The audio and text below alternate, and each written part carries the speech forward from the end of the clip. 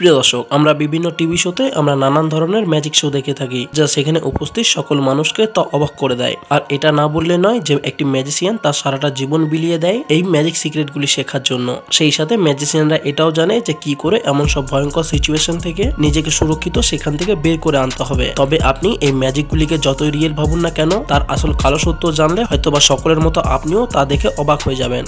তো চলুন আজকে আমি বিশ্বকাপনো এমন সব প্রাণঘাতী ম্যাজিশিয়ানদের কালো সত্য উন্মোচন করব, যা দেখে আপনি বলবেন এটা কিভাবে সম্ভব। আর এই ম্যাজিক সিক্রেটগুলি শিখে হয়তোবা আপনিও আপনার বন্ধু বান্ধব বা পরিবারকে এমন সব ম্যাজিক দেখিয়ে তা চমকে দিতে পারেন। তো স্বাগতম আপনাকে সৃষ্টিময় চ্যানেলের আরো একটি নতুন এপিসোডে। আমাদের মধ্যে অনেকেই রেজার ব্লেডের এই ম্যাজিকটি হয়তো দেখে থাকবেন, যেখানে টেনবা নামক এই ম্যাজিশিয়ান তিনি তার বিভিন্ন কলা কৌশলের দ্বারা আমেরিকার গট ট্যালেন্টসে এমন একটি দৃশ্য মানুষের সামনে তুলে ধরে, যা দেখে সেখানে থাকা সমস্ত মানুষ তা চমকে যায়। প্রথমে টেনবা বিচারকদের হাতে একটি ব্লেড দিয়ে একটি পেপার কাটতে বলে। এরপর সেই ব্লেডটি সে মুখে নিয়ে নেয়। এরপর সে আরো একটি পেপারকে মুখে চিবিয়ে তা গিলে ফেলে। এরপর আরো বেশ কয়েকটি একসাথে ব্লেড মুখে নিয়ে তা চিবিয়ে গিলে ফেলে এবং সর্বশেষে একটি পানি পান করে এটি প্রমাণ করে যে তার মুখে এখন কিছুই নেই। এরপর হঠাৎ করে তিনি যেসব ব্লেড গিলে ফেলেছিলেন তা একটি সুতোর সাহায্যে সেই সবকটি ব্লেড তা পুনরায় মুখ থেকে বের করে আনে। আর এটি দেখে সেখানে থাকা সমস্ত মানুষ তারা হয়তো এইটিকে সবাই বিশ্বাস করে ফেলে। আপনি জানলে অবাক হবেন, আপনার দেখা এই ম্যাজিকটির পেছনে অনেক বড় কালো সত্য লুকিয়ে রয়েছে, যা সাধারণ মানুষকে তা কখনোই জানতে দেওয়া হয় না। তো চলুন আজকে সেটি দেখে নেওয়া যাক। টেনবা প্রথমেই সুতো লাগানো এমন বেশ কয়েকটি ব্লেড তার মুখে নিয়ে নেয়। এরপর একটি ভোঁতা ব্লেড দিয়ে একটি কাগজকে বিচারকদের কাছে তা কাটতে বলে। আর আপনি দেখতেই পাচ্ছেন ম্যাজিশিয়ান খুব সতর্কতার সাথে সেই পেপারটি দুদিক থেকে টেনে তা ধরে রয়েছে, যাতে খুব সহজেই পেপারটি কেটে যায়। এরপর ম্যাজিশিয়ান সেই ব্লেডটি খাওয়ার অ্যাক্টিং করে সেই ব্লেডটি তার মুখে রেখে দেয়। এরপর সে একটি কাগজ সেই সাথে বেশ কয়েকটি ব্লেড একসাথে মুখে নিয়ে তা সত্যি সত্যি গিলে ফেলে। এখানে একটা কিন্তু রয়েছে, কারণ এই ব্লেড বা কাগজটি এগুলি তৈরি করা হয়েছিল গ্লুকোজ বা কিছু কেমিক্যাল দিয়ে, যেগুলি খুব সহজেই তা আপনি খেতে পারবেন। এরপর সে সেগুলি খেয়ে ফেলে এবং সর্বশেষে সে একটি পানীয় পান করার নাম করে খুব সাবধানতার সাথে আগের মুখের ভেতরে থাকা সেই ভোঁতা ব্লেডটি তার ড্রিঙ্কস এর গ্লাসের মধ্যে রেখে দেয়, যা আপনি এখানে দেখতেই পাচ্ছেন। এবং সর্বশেষে মুখের ভেতরের এক পাশে লুকিয়ে থাকা সুতোর সাথে সেই ব্লেডগুলিকে টেনে মুখ থেকে বের করতে থাকে, যা দেখে হয়তো আপনি ভেবে বসবেন যে সেই সবকটা খেয়ে ফেলা ব্লেড হয়তো তিনি ম্যাজিক হিসেবে তা পুনরায় পেট থেকে মুখের দ্বারা বের করে আনছে। তবে সাধারণ মানুষের কাছে এটি ছিল কিন্তু পুরোটা চোখের ধোঁকাবাজি।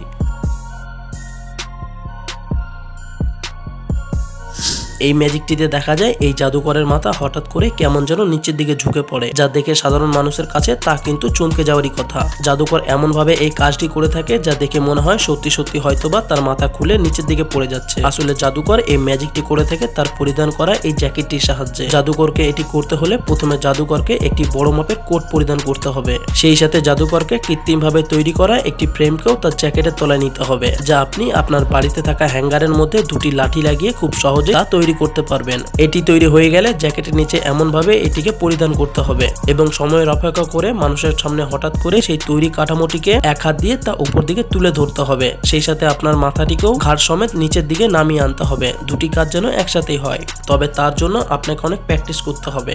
এইসব নিয়েই জাদুকর এই ম্যাজিকটি খুব নিখুঁত ভাবে করে থাকে, যা দেখে মনে হয় জাদুকরের মাথা সত্যি কেমন যেন ম্যাজিকের দ্বারা নিচের দিকে খুলে পড়ে যাচ্ছে।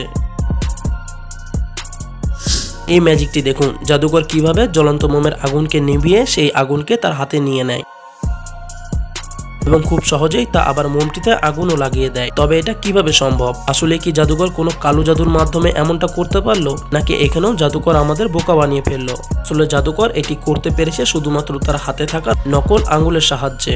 জাদুকর প্রথমেই নকল আঙুলের মধ্যে কিছুটা মোম এবং সুতো লাগিয়ে রেখে দেয়। আর জাদুকর যেই না এই জাদুটি করতে যায়, তখন জাদুকর খুব বুদ্ধিমত্তার সাথে তার নকল আঙুলের মধ্যে আগুন লাগিয়ে আসল মোমের আঙুলটি তা নিভিয়ে দেয়। আর জাদুকর এইভাবে এই ট্রিকটি করে থাকে এবং কিছু সময় পর জাদুকর আবার তার আঙ্গুলের মোমটি নিভিয়ে আসল মোমটিতে আগুন লাগিয়ে দেয়। জাদুকর এমনটা করে সকলকে অবাক করে দিলেও এতক্ষণে হয়তো আপনি এই সিক্রেটটা জেনে গেছেন। আর ঠিক এইভাবে জাদুকর তার নকল আঙ্গুলের সাহায্যে যে কোনো জিনিস শূন্যে ভাসিয়ে রাখতে পারে।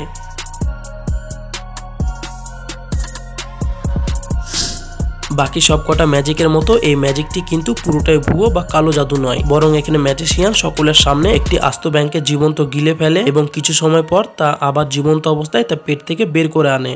আপনি এটা ভুয়ো ভাবলেও এটি করতে কিন্তু সেই ম্যাজিশিয়ানকে প্রচুর প্রচেষ্টা এবং সাহসের প্রয়োজন পড়েছে, কারণ যে কেউ একটি জীবন্ত ব্যাংক গিলে ফেলে তা পুনরায় পেট থেকে আবার বের করে আনতে পারবে না।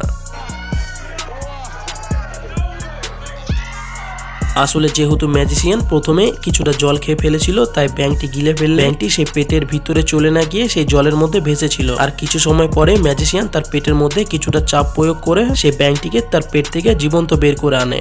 তবে এর জন্য তিনি প্রায় 6 মাস তার জন্য প্র্যাকটিস করেছিলেন। আর এই প্র্যাকটিসের জন্যই ডেভিড সেই জীবন্ত ব্যাঙকে গিলে ফেললো, ব্যাঙটিকে পেট থেকে পুনরায় জীবন্ত অবস্থায় বের করে আনে।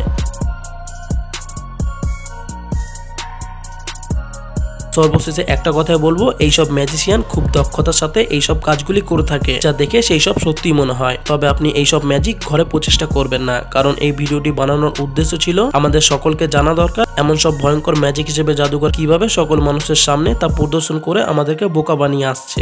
যদিও এই সব কিছু শিখতে তারা তাদের সারাটা জীবন বিলিয়ে দেয়, আর তাই কোনো কিছু না ভেবে আপনি বাড়িতে এইসব কাজ করতে যাবেন না। ভিডিওটি ভালো লাগলে লাইক কমেন্ট শেয়ার করতে পারেন, এবং আপনি যদি এমনই রহস্য রোমাঞ্চ আনকমন ও ইন্টারেস্টিং ভিডিও দেখতে পছন্দ করে থাকেন তাহলে আমার সৃষ্টিময় চ্যানেলটিকে সাবস্ক্রাইব করে পাশে থাকা বেল আইকনটি প্রেস করতে পারেন। তো দেখা হচ্ছে আগামী এপিসোডে, ততক্ষণ পর্যন্ত ভালো থাকবেন, ধন্যবাদ।